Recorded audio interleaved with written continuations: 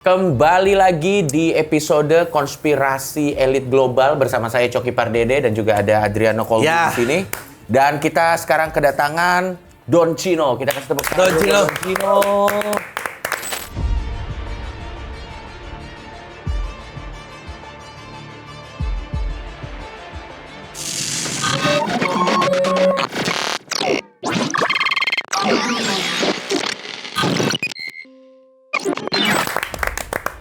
Ini seorang chef yang di waktu luangnya ketimbang membuat terobosan resep baru, dia memilih untuk fight di ring boxing. Dan bukan cuma sekali, berkali-kali mana? Iya, udah 5 kali.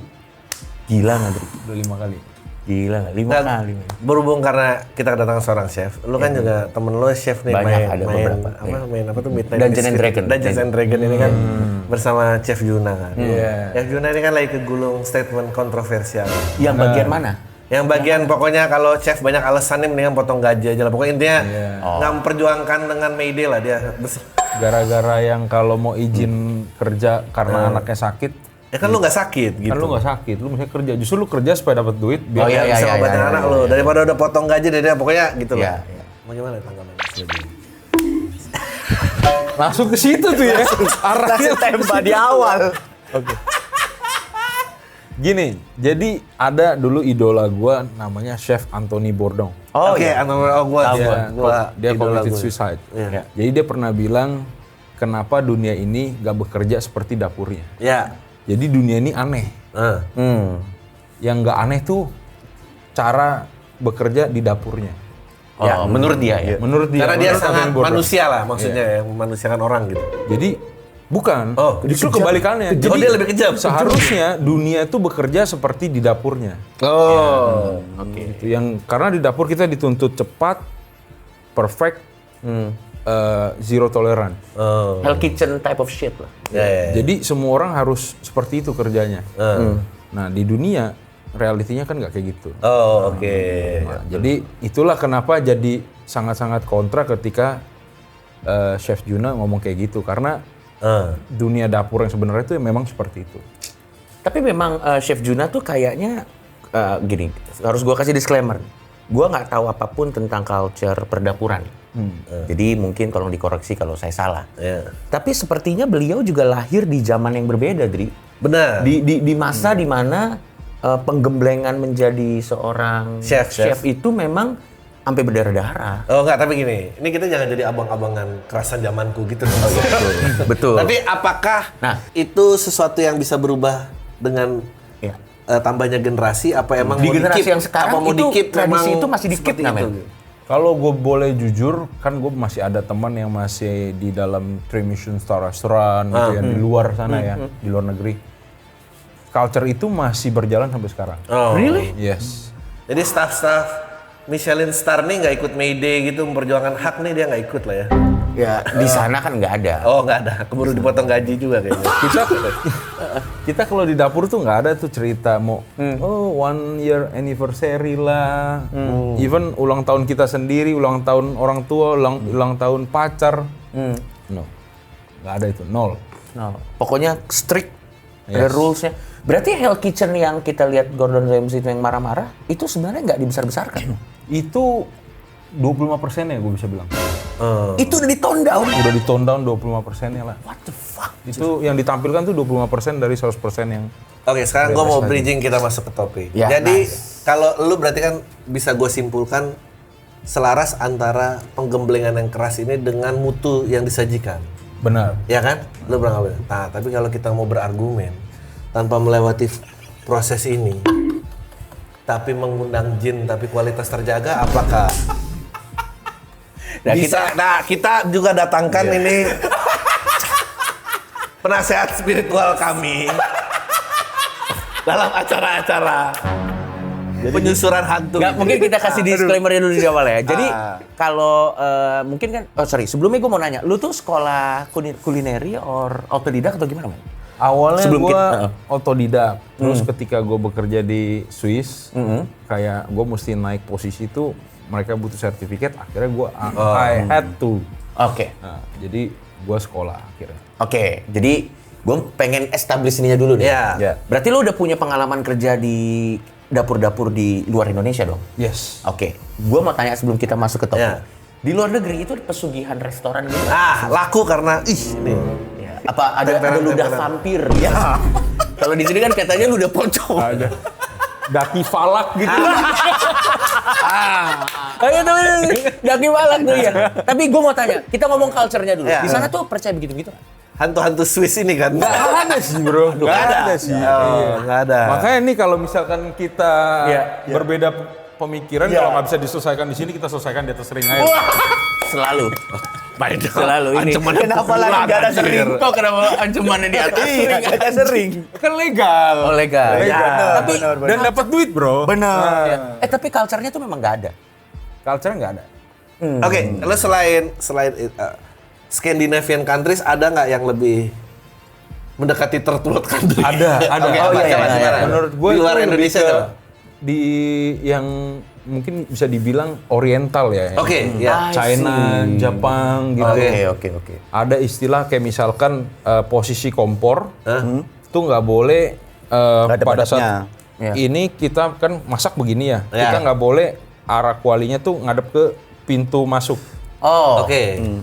Lebih ke feng shui lah. Feng shui. If I'm not Feng mistaken shui. itu katanya supaya nggak buang rezeki ya? Iya, jadi Oh, masak karena kesini. feng, tapi Tapi- itu lebih kayak feng shui aja sih, bukan Energi aja ya, bukan Kalau- falak. iya, bukan pakai daki falak gitu atau Ya.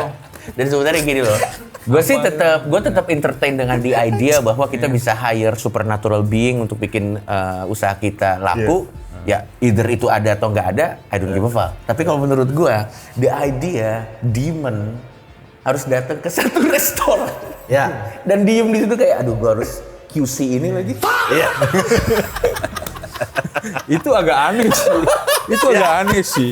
Ini Jujur harus itu agak politik, aneh. politik. Coba lo bagaimana pembelaan lo sebagai entusias nih? Apa Nggak, goib atau entusias? gini, atau gini, Rian. Kalau di culture, kita ngomong culture aja. Kalau di culture tuh biasanya yang lo pahami, mereka tuh menggunakan perjanjian. Kalau pesugihan itu biasanya mereka gimana sih? Gitu dulu aja. Nah, untuk perjanjian pengusaha ya, kita sebut pengusaha ya.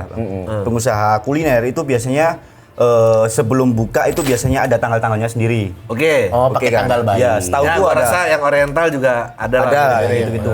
Termasuk feng shui tadi. Oke. Biasanya dapur itu nggak boleh menghadap ke tamu. Atau enggak ada syarat Kalau yang teppanyaki yang di depan nah, itu. nggak kayak gitu-gitu. Bener juga. Iya juga. Iya. Atraksi aksesnya begitu ada. Bener juga ya. Kan ada beberapa kayak restoran yang memang dapurnya nggak boleh orang lihat. Iya. Tamu lihat. Ada juga beberapa orang boleh. Ah. Tergantung style pesugihan. Ya, betul. Tergantung restorannya juga, Bang. Oke. Itu lebih Nah. karang nggak mau nunjukin dapurnya kotor aja sih. Bisa jadi. Tapi di lain kayak ada perjanjian-perjanjian kayak gitu. Ya, Terus oke. ditambah kayak entah biasanya ada hari-hari tertentu. Misalkan kalau orang pakai gitu itu biasanya kalau libur itu kan nggak boleh hari Minggu atau hari apa gitu. Ya. Atau Gua ada ada juga hari tuh langgaran gua yang Selasa. tutup di Selasa tuh emang. Wah, Gitu, kita Bang. tahu hari doang. Biasanya perjanjian kayak gitu-gitu. Nah, restoran gue dulu di luar waktu gue kerja di Swiss tutup setiap hari Selasa, bro. Oh. Tapi itu kenapa concernnya? Supaya staffnya libur. Oh, bukan karena ada jatah jamu setan hari Enggak. Selasa. Kalau enggak dulu mati bro kita nggak libur-libur. Tapi gue mau nanya deh. Gue mau nanya dulu ke Rian. Rian, katanya salah satu indikator tempat ini menggunakan pesugihan atau tidak. Ya. Katanya kalau misalnya kita makan di sana, maybe enak. Tapi begitu kita bawa ke rumah nggak enak. Ya. Ya. Katanya salah satu, gua nggak tahu ya. Tapi Ya, katanya salah satu indikator. mungkin itu setauku ya ada salah satunya sih, Bang. Cuma kebanyakan itu biasanya kalau setauku itu main sugesti, Bang. Oh. Main sugesti karena di tempat itu menyediakan kenyamanan, Bang. Menyediakan kenyamanan supaya tamu yang makan di situ tuh emang nyaman. Setelah dibawa pulang, kok rasanya beda, mungkin ya kena angin gitu-gitu. oke. Macam sekolah zonasi Nadim ini kan. Aduh. Ini tapi ada korelasi sama goib-goiban nggak? Nggak ada. Atau gini deh, Ya. cerita goib apa yang kira-kira lu bisa presentasikan? Enggak, soalnya Yang sebelum lu lo, denger. sebelum lo lanjut, gue pengen nanya dulu, kalau dari ini kan dari kacamata teman-teman yang paham lah. Ya. Tapi kalau teman-teman, kalau lu nih yang emang nggak believe dan skeptik gitu, ada penjelasan rasionalnya nggak sih? Kenapa kalau misalnya dimakan di tempat enak, tapi dibawa? Oh ya, iya. Jelas ada kalau itu ya. Itu paling umum kalau nggak di kalau kita relate sama makanan-makanan lokal ya, paling relate tuh sama mie ayam. Oh iya. Bakmi atau mie lah, mie ya. Oh iya mie ya. benar juga. Masuk Kenapa? Karena ketika kita ngaduk, biasa gini, tukang mie ayam nge-serve di mangkok, dia tuang bumbunya di situ, Ya. terus bumbunya di mangkoknya itu, terus dia taruh mie-nya diaduk di mangkok. Oke. Terus dia nge-serve-nya juga pakai mangkok yang itu. Oke. Ya kan? Kalau dibungkus, mereka taruh di mangkok, aduk, dia pindahin ke styrofoam ataupun plastik. Apapun wadahnya ya. Bumbunya masih nyisa nih di sini nih. Itulah kenapa kadang ada yang terasa hambar, nggak semedok kalau makan di situ, gitu loh. Tapi Teknis-teknisnya. kalau waktu pengantaran dari satu titik ke titik itu juga mempengaruhi rasa nggak sih? Itu pengaruhi. Kadang kalau kita langsung serve makan di tempat kan jadi serve langsung kita nikmatin kan. Nah itu udah pastilah ada yang bisa kita bilang aging lah, dia dibungkus. Kadang ada orang yang makannya bisa sejam lagi atau ya itu udah pastilah turun kualitas. Sama lah kalau kita makan di restoran, makanan udah dingin, kita kan komplain kok ini udah dingin sih. Bener dong. Iya. Sebenarnya makan di tempat pun juga jadi nggak enak kalau udah dingin. Gitu. Ya basically sama lah kayak gitu. Masuk itu sama kayak gue itu mungkin alasannya kenapa gue nggak pernah go food sushi. Iya, Iya. Bisa. Tapi go food sushi itu is a very idiotic thing to do. Lo punya pengalaman apa ya? Nih, Maksudnya coba. yang lo dengar atau yang pernah lo saksikan atau lo nggak Kalau bisa? pengalaman Bang, ini palingan ini warung ditutup Bang. Warung ditutup, biasanya kan kalau kita lewat situ kan kelihatannya tutup. Ya. Tapi sebenarnya tiap hari itu buka. Oke. Kayak gitu-gitu sih. Itulah fungsinya neon box. Lu pasang gede-gede di depan. Ya. Coba lanjut. Bayar modal dikit taruh neon box.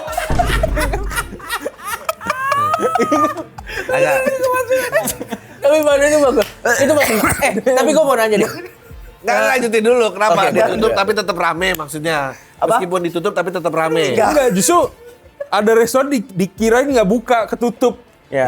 kan? Iya, kayak gitu-gitu. Kadang-kadang Bang. kan struktur building kan ada sebelah apalagi ruko nih ya, sebelahnya yang agak maju ya kan. Atau warnanya lebih mencolok, terus sebelahnya dia diapit sama yang mencolok. Betul. Itu bagian dari dia marketing. redup sendiri ya kan. Iya. That's why modal dikit, Bos. Sabar dulu nih. Iya. Biasanya oke. Chef dari Swiss ini, ntar nggak ngerti kearifan lokal. Ntar lanjut dulu. Kenapa warung tertutup ini coba? Oke, biasanya kalau emang ruko mungkin mesen ya, kalau neon box atau apa gitu. Biasanya itu yang pinggir-pinggir jalan, Bang. Oke. Kebanyakannya terjadinya itu di pinggir-pinggir jalan ataupun yang sewa bangunan sendiri gitu. Oke. Jadi kita pas mau makan ke situ ya, kayak kok tutup gitu. Tapi kita jalan terus aja. Tapi sebenarnya tiap hari warung itu buka gitu-gitu. Oh, jadi lo mau ngomong bahwa meskipun display dalam keadaan tertutup, dia tetap rame gitu. Maksudnya kayak Nggak, jadi pesugihan warung itu itu, bukan cuma dipakai untuk meramaikan usaha kita. Benar. Itu juga bisa dipakai untuk Nutup orang. gitu. Saingan bisnis gitu. Saingan. Tapi lo percaya itu usaha orang karena ketutup karena nggak pasang neon box? Ya maksudnya itu salah satu Iya, paham gue. solusi lah untuk supaya restoran lu dinotis atau tempat usaha lu kenotis. Tapi gue mau nanya deh sama lo, Don Cino. Kalau menurut lo, lebih baik makanan yang enak banget atau posisi yang strategis kalau dalam sebuah restoran? Makanan yang enak banget atau posisi strategis? Kalau pertanyaan itu terlalu general karena kalau makanan enak banget harusnya tuh dicari sama orang mau dimanapun dia berada. Oke, gue bilangnya. Oke, terus. Oke. Saya sudah tahu mau masuk. Terus. Nah, kalau misalkan makanan itu strategis, ya lebih kayak ya harusnya udah makanannya enak di tempat yang strategis. Ya itu idealnya kan? Itu idealnya gitu. Tapi kenapa ada tempat-tempat ciong? Maksudnya Meskipun tempat yang jadi sial banget, meskipun Ciong tuh apa? sial. Oke. Lo bukan Cina ya, Mas? Bukan, Bang. Oh, bukan. Enggak, lo emang rasis anjing. Setiap orang yang Pokoknya yang tampilannya rambut ijuk dikit gua Enggak, pokoknya tempatnya sial. Kita kan sering dong ngeliatin kayak, lu tau gak sih pojokan, corner mana, meskipun yang taruh franchise terkenal, tapi kalau taruh di titik itu pasti dia tutup. Oke. Nah, Bagaimana itu menjelaskan? At least dari Neon box pengalaman banyak lo loh dah. itu. Dari pengalaman Neon box lo banyak selama loh. ini. Iya. Kalau nih kebetulan kan gue juga konsultan juga ya. Oke. Ini menarik. F&B konsultan juga. Jadi mostly gue tahu lah bisnis untuk F&B itu seperti apa. Kalau itu terlalu raw menurut gua sampel untuk dijadiin sampel. Harus kompleks kayak dibilang sial nih, gue perlu tahu gambarnya, titiknya, terus di sekelilingnya apa. Jadi itu terlalu General. Iya. Ente jangan ikut manggut. Iya, menyimak dulu habis itu dikonter, Bang. Itu terlalu general. Iya. Contoh misalkan, Iya. Nah, kita bikin fine dining restoran Iya. di area kampus. Oke. Udah jelas nggak make sense. Udah jelas nggak make sense, Iya, ya kan? betul, iya. Kita kalau gadunnya banyak nggak repot. Kita jual Anjing, fuck you. kita jual nasi goreng 250.000 per porsi misalkan. Ya. Di area kampus laku nggak Iya, kira-kira? of course enggak. Ya. Terus mau ngomong itu ciong apa lu yang goblok ibaratnya? Oke. Jadi faktornya tuh kita nggak bisa cuma semata-mata lihat terlalu general. Yes, nggak Lo bisa. harus kayak deep down, kayak lihat di sekitar itu kompetitornya apa. Benar. Terus orang yang tinggal di sana apa gitu. Jadi bisnis F&B tuh kadang kita udah pikirin matang-matang aja masih bisa gagal.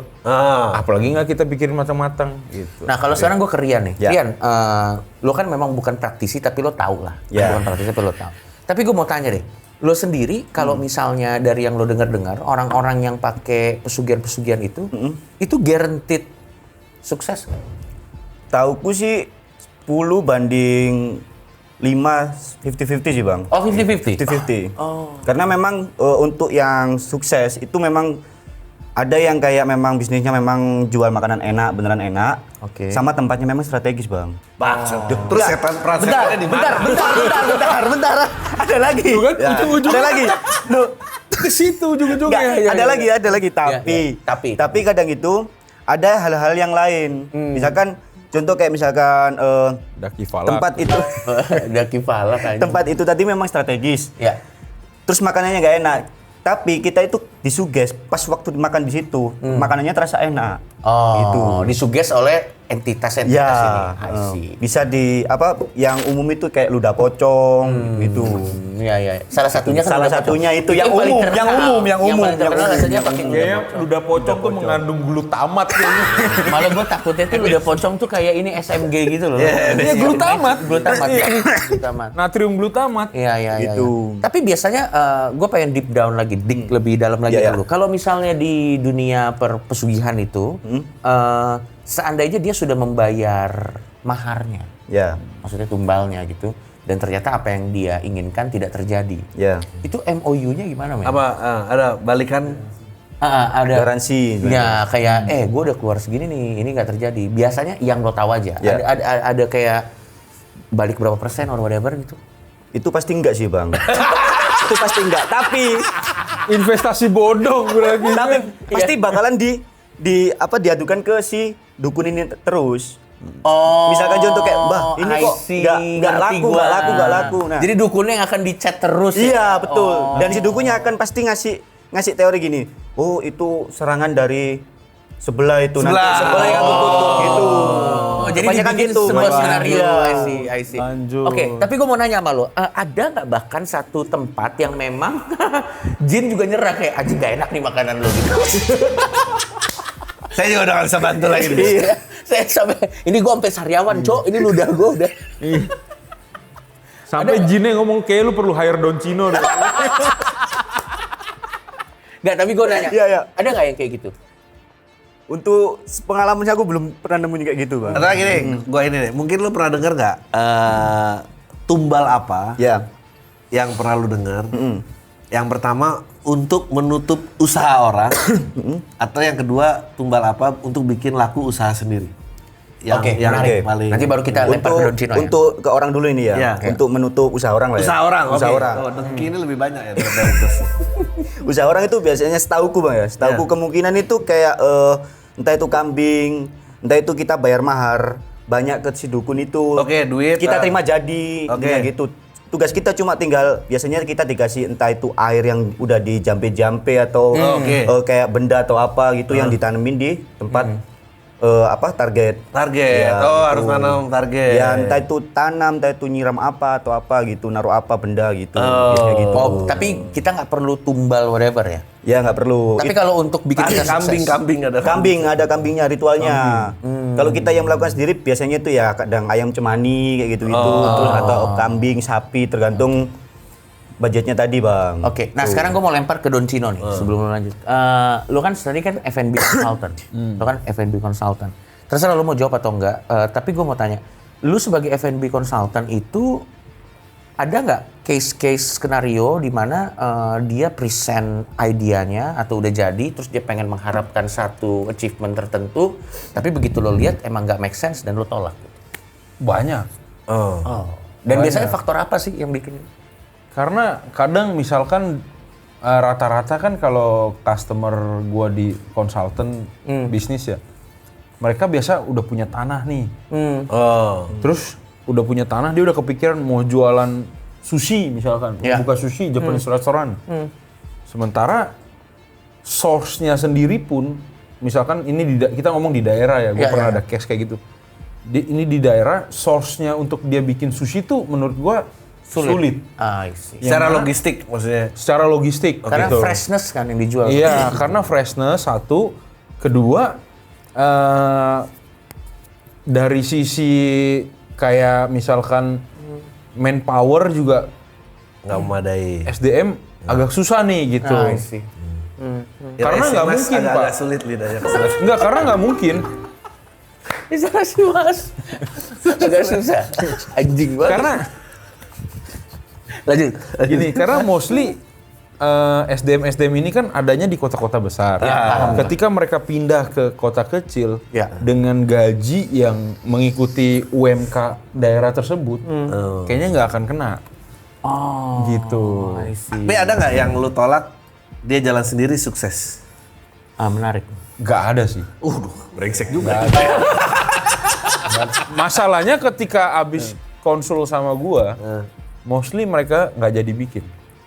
Dan tugasnya dia kan menyelamatkan orang dari loss yang akan ada terjadi gitu. Gua tahu. Ente buka tempat praktek di sebelah. Kliennya yang ditolak. Menarik ya. Yang ditolak. Saya punya solusinya. Kalau dibilang nggak make sense, gini, bawa ayam cemani aja bisa jadi. Tapi menurut gua sebenarnya mau lo pakai pesugihan atau lo misalnya mau pakai let's say kita bilang F&B consultant, ini sebenarnya dua-duanya kan niatnya sama tapi ininya beda. Maksud gua kayak alamnya beda. Kalau dia kan lebih kayak spiritual whatever. Beda sih, niatnya nggak sama. Nggak bisa. Gua nggak setuju dibilang niatnya sama. Tapi bener sama. Misalnya kenapa niatnya beda? Menurut gua niatnya mereka scam, Cok. Niat gue bener gitu loh, dengan menyelamatkan orang. Dengan pengalaman dan keilmuan yang gue miliki, penuh dengan secara rasional bisa kita forecast lah hasilnya gitu loh. Waktu lu ngambil sertifikasi chef itu, lu kebayang nggak ternyata 5 tahun ke depan lu debat lawan klinik entusias di konten?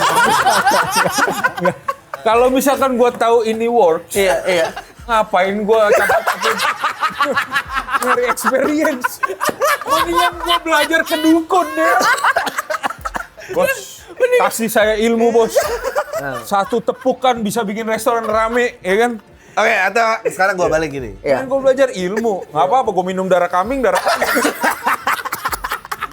Iya. Ya. Oke, kalau sekarang gue tukar, gue balik. Sekarang gue balik ke lu. Ada nggak kayak tadi kan, Anda kan ludah falak nih kan nggak bisa kalah. Tapi feng shui posisi dapur masih diambil kan, secara kultur. Nah, kenapa ada hal-hal kultural yang sebetulnya secara logis nggak bisa, tapi masih dipertahankan? Kayak misalnya contoh ya, kayak tadi buang-buang apa? Sama ini juga kayak di beberapa restoran, gua nggak usah sebut namanya, itu kita suka hampir selalu ada yang begini-begini. Kucing. Kucing itu. Gini, ini mungkin gue bisa klarifikasi dari sisi, kalau dari sisi gue, honestly I don't give a shit. Ya, dari sisi gue. Iya. Mostly itu permintaan klien. Oke. Permintaan owner. chef nanti nitip ya di set dapurnya, kompornya ngadepnya nggak boleh pas ngebuangnya nggak boleh ngadep jalan. I see. Itulah tugas kita mengikuti kemauan dia.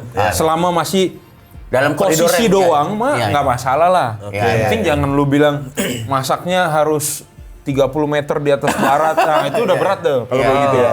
Kan? Kalau masih bisa, masih masuk akal, why not, toh permintaan klien juga kan. Ya, estetik lah ya. Kalau lu tanya gue percaya apa enggak, I don't give a shit. Oke. Honestly. Karena berapa banyak gue kerja di restoran yang rame-rame aja dengan posisi kompor mau ngadep. Yes. Manapun, ya, Kucing nggak ada kucing. nggak gitu ya. kucing, nggak ada kucing. Ya kan? Ya. Nah, tapi kalau misalnya gue pengen nanya lu, misalnya kan salah satu kultur yang masih dijaga nih tanggal. Betul. Nah, tanggal nih apa aja biasanya kriterianya dan apa yang Ya, dikomodasi? setahu lu aja. Ya, setauku kalau buat tanggal kayak untuk praktisi gitu itu pasti tanggalnya itu yang nggak ada di keluarga mereka. Misalkan Oh, oke. entah itu tanggal kematian, tanggal kelahiran, atau tanggal I see. apa gitu. Oh, lu Biasanya pilih kayak gitu. tanggal yang nggak berkaitan dengan hari lahir orang atau Iya, kematian orang di keluarga gitu. lu. Oke, terus? Betul, kayak gitu. Terus di situ juga dia pasti akan mencocokkan dengan tanggal si pemilik restoran atau sama si partner kalau ada partner gitu. Biasanya digabungin nanti ketemunya di tanggal berapa gitu sih, Bang. Setauku itu gitu. Itu masih dijalani. Nah, ini kan Ini terjadi juga di Indonesia. nah, lu kan terjadi dan masih dijalani kan. Banyak lah permintaan. Tapi lu juga klien deep gua. down inside don't give a fuck. I don't give a shit. Bro. Oh, jadi lu hari baik nih nggak ada? Hari baik, setiap hari baik bro. Oke. Ya kalau dengan bantuan ya of course. Setiap hari baik. Sekarang gini, gue tanya lu. Lu mau dikasih duit nih misalkan, Ya. let's say 10 juta sehari. Oh jangan kasih gue hari Jumat. Oke. Nggak baik. Ya. Kalau dikasih kan? duit sih nggak ada. Nah, itu Ya. kan. Tapi kalau diminta duit ada itu. Bisa keluar. Berarti hari sial nggak ada di kalender. Itu bener. Betul. Iya kan? Hari sial nggak ada di kalender kan karena itu bisa terjadi kapanpun. Iya, kalau hari baik ya setiap hari bisa jadi hari baik dong. Tapi gua penasaran deh. Menurut lo nafas F&B di Indonesia nih ke depannya, karena kan kita sering banget dengar ada yang viral terus habis itu tiba-tiba tenggelam dan yang lain-lain gitu. Kalau orang Indonesia nih kan lo kan F&B consultant, berarti lo juga harus paham behavior orang Indonesia Benar. sebagai konsumennya. Benar. Lu bisa kasih tahu nggak kalau ada tiga kata yang bisa mencerminkan behavior orang Indonesia as a konsumen F&B? Ini kita ngomong majority. Majority aja, yes. Lu ada nggak yang lu tahu ini nih Pelaku. fix nih pakai pasti. Oke. Di atasnya Iya, aduh rumah makannya gue itu tahu lagi. ada Lupa namanya ada apa ya? ayam digantung. Tapi menurut gua cara yang paling bisa bikin dia tutup hari itu juga adalah Anda bawa lalat. Lalat. Bisa lalat. Terus pesen, taruh aja. Terus langsung viralin. Wah parah nih ada lalat nih. Oh kayak Loh.